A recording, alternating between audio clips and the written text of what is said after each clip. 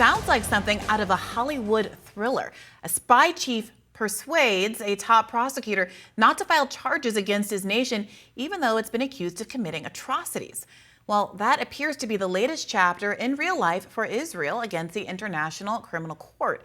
Now, the story begins back in 2015. Then International Criminal Court top prosecutor began investigating Israel's possible list of crimes against the Palestinian people.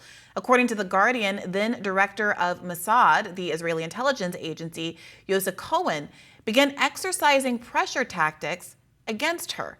Now, his efforts did not work as her investigation culminated in the ICC's arrest warrants last week for Prime Minister Benjamin Netanyahu and Defense Minister Yoav Gallant and 3 Hamas leaders as well.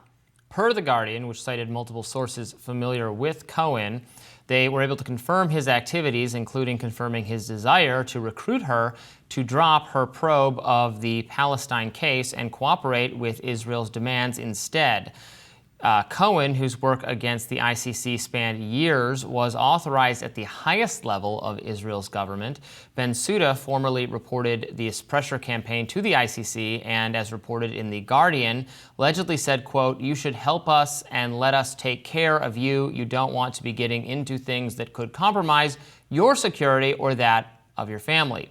A spokesperson for Netanyahu denied these claims. There was strong reaction on X. Investigative journalist Max Blumenthal posted, quote, "Ex-Mossad director Yossi Cohen attempted to recruit then ICC prosecutor Fatou Bensouda. When that failed, he unleashed threats and reputation destruction. I wonder if the Mossad managed to recruit Julia Stibudite, the Ugandan ICJ judge who always votes in Israel's favor." Norman Finkelstein also weighed in. He has written a book, really fittingly, on the subject and said it was perfectly, already 4 years ago, I wrote a full book documenting Bensouda's disgraceful record of whitewashing Israel. It was perfectly obvious at the time that extra legal pressures were being exerted on Bensouda. Indeed, I stated in the very last sentence of my book that Israel was bringing to bear every squalid and sordid instrument in its arsenal against the ICC. Ooh, so this was a real bombshell. Frankly, with so many other news stories percolating around, the magnitude of this, I think, isn't quite hitting the way it should.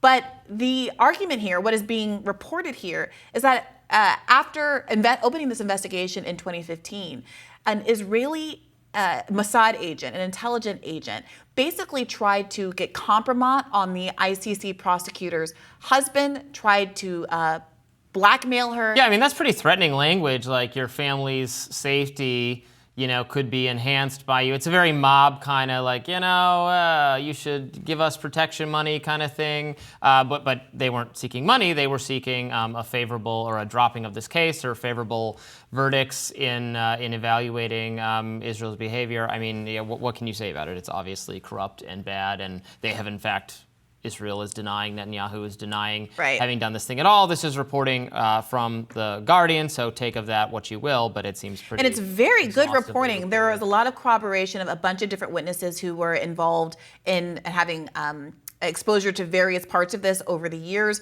The article, the Guardian report, likened the behavior to, quote, stalking. He was able to acquire her telephone number and called her repeatedly. And when she asked, how do you know my phone number? Apparently Cohen responded, "Did you forget what I do for a living?"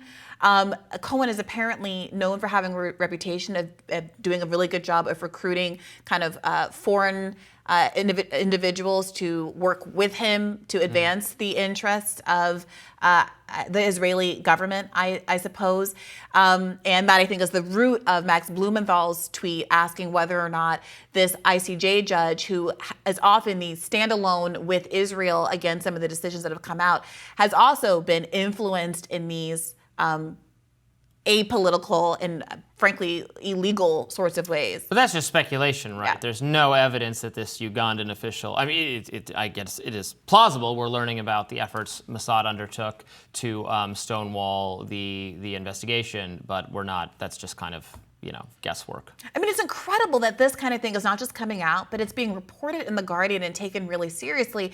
I've mentioned this a couple of times over the course of the last couple of days since the Sunday strike in Rafah, but it does feel like there's a discernible tone shift. You saw it in some of the, really kind of mainstream reporters who were asking questions that were sort of emotionally charged of the State Department spokespeople. How many charred bodies is it going to take? You've seen some really great reporting, frankly, coming out of CNN, on the ground reporting. They were one of the entities that was able to say, no, we see that there are tanks in central Rafah, so you can't make the argument that Biden's red line hasn't been violated if the red line was a ground offensive in Gaza. And now you're having outlets like The Guardian covering not just the idea that Israel was displeased with the ICC, or that Israel might use kind of diplomatic means or apply kind of public pressure to get its way. Yeah, and remember, we saw this a little bit with the ICJ, right? The ICJ came out with this preliminary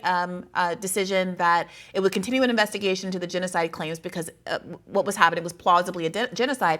And within hours, right, you had Israel making this attack against UNRWA, which got it defunded by the United States and a bunch of other peer nations almost immediately. We're kind of used to talking about that level of influence, but sicking your spies on an officer of the UN's court to prevent her from doing her job, it's the kind of accusation that really, I think, undercuts this narrative that Israel is a democracy of a peer type that is worth America putting billions of dollars behind and protecting as the shining jewel of democracy in the Middle East.